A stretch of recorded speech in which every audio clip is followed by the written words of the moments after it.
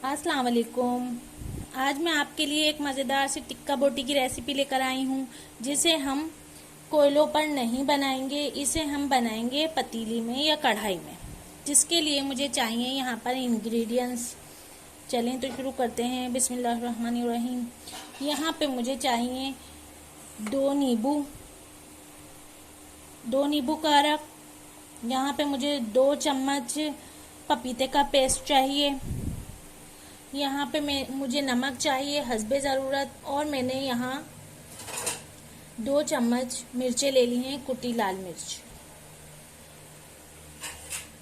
1 चम्मच मैंने हल्दी का ले लिया है। 2 चाय के चम्मच गरम मसाला ले लिया है मैंने। यहाँ पे हमें तेल चाहिए इसमें लगाने के लिए, और 1 टिक्का मसाले का पैकेट, अदरक लहसुन पेस्ट 2 खाने के चम्मच। तो चलें शुरू करते हैं। यहाँ मैंने 2 खाने के चम्मच ले लिए हैं अदरक लहसुन पेस्ट। पपीता ले लिया है, पपीता भी हमने शामिल कर दिया है। कुटी लाल मिर्चें भी हमने शामिल कर दी हैं। हल्दी पाउडर भी शामिल कर दिया है। गरम मसाला पाउडर भी हमने यहाँ शामिल कर दिया है। नमक हम कम शामिल करेंगे, क्योंकि मसाले में, पैकेट के मसाले में भी यहाँ नमक है जी। तो ये मैं यहाँ पैकेट का मसाला शामिल कर रही हूँ, क्योंकि पैकेट के मसाले में ऑलरेडी नमक होता है, इसलिए हमने नमक कम शामिल किया है। हाफ पैकेट जो है मैंने इसमें डाल दिया है मसाले का। अब हम यहाँ पे नींबू शामिल करेंगे। नींबू के बीज निकाल दिए हैं, अब हम नींबू निचोड़ेंगे। 2 नींबू का रस हमें चाहिए। यहाँ पर ऑयल चाहिए 1 बड़ा चम्मच। हमने तमाम चीज़ें शामिल कर दी हैं, तो चलें अब हम इसे मिक्स करते हैं। हमने इसे अच्छे तरीके से मिक्स करना है, और हमने इसे तकरीबन 1.5 से 2 घंटे के लिए मैरिनेट करने के लिए रख देना है। 1.5 से 2 घंटे के बाद मैं आपको मिलूंगी। यहाँ देखें, अच्छे तरीके से इसको मिक्स कर दिया है। 1.5 से 2 घंटे के लिए हमें इसे मैरिनेट करने के लिए रख देना है, ताकि पपीते से गोश्त अच्छे तरीके से गल के सॉफ्ट हो जाए। फिर हम इसे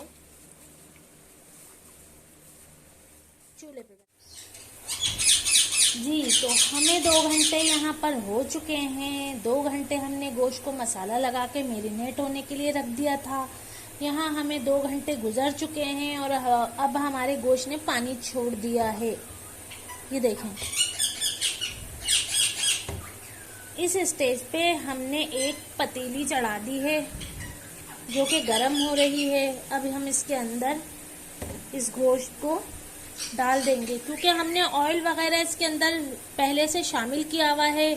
हमें कुछ भी नहीं डालना है, सिर्फ और सिर्फ हमें इस पानी के अंदर इसको गलाना है।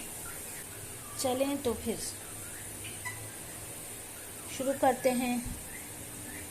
बिस्मिल्लाहिर्रहमानिर्रहीम।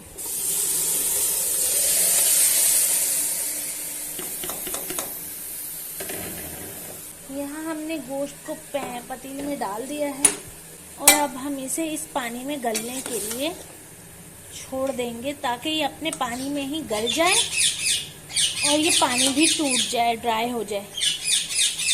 हम इसको 15 से 20 मिनट के लिए पकाएंगे, फिर उसके बाद मैं आपको दिखाती हूँ। हम इस पर ढक्कन दे देंगे, और फ्लेम को हम स्लो कर देंगे।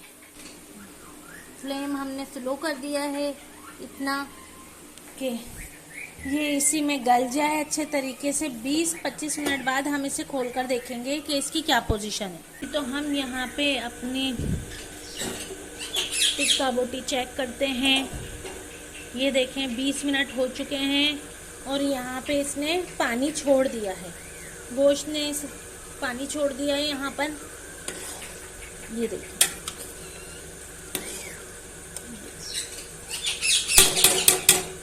अभी हम इसको पानी खुश्क होने तक पकाएंगे और हम फ्लेम को थोड़ा तेज कर देंगे। फ्लेम को हम बढ़ा देंगे ताकि ये पानी टूट जाए। पानी को ड्राई करती हूँ, फिर मैं आपको दिखाती हूँ कि इसकी क्या पोजीशन है और ये गल गया है, कितना गला है, फिर हम चेक करते हैं। जी तो हमने यहाँ पानी तकरीबन ड्राई कर लिया है, देख सकते हैं आप। ऑयल छोड़ दिया है बोटियों ने और ये गल चुकी हैं। ये देखें आप, ये बोटियां भी टूट चुकी हैं, गल चुकी हैं हमारी। जैसे टिक्का बोटी होती है, जब हम सीखों पे बनाते हैं तो सीखों में से गोश्त गल के नीचे गिर जाता है टूट के। ये देखें, अब हम इसको बिल्कुल ड्राई करके फिर हम कोयले का दम लगाएंगे। स्मोक का फ्लेवर आ जाए, इसको हम स्मोक देंगे ताकि इसमें हमें बिल्कुल जो हमने कोयलों पे बनाए हुए होते हैं, सीखों पे बनाए हुए होते हैं, उसका फ्लेवर आए। जी तो यहाँ पे हमारी टिक्का बोटियाँ एकदम रेडी हैं। मसाला हमारा बिल्कुल ड्राई हो चुका है, आप देख सकते हैं। फिर मैं आपको डिश आउट करके दिखाती हूँ। जी तो यहाँ देख सकते हैं आप, मैंने कोयला जो है वो गरम कर लिया है और अब मैं ये कटोरी में रख के कोयले का स्मोक दूंगी।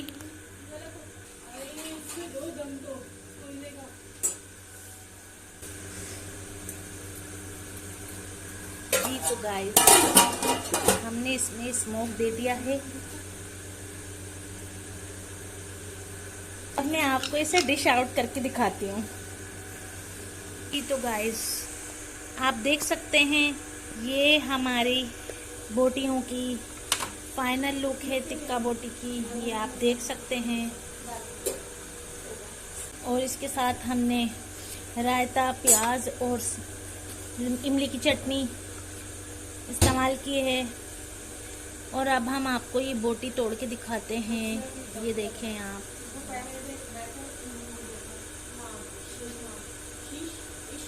यहाँ पे मेरी मज़ेदार सी टिक्का बोटी की रेसिपी बिल्कुल एकदम तैयार है। अगर आपको पसंद आई है ये रेसिपी, लाइक कीजिए, मेरे चैनल को सब्सक्राइब कीजिए और मुझे कमेंट कीजिए और बेल आइकन दबाना मत भूलिएगा।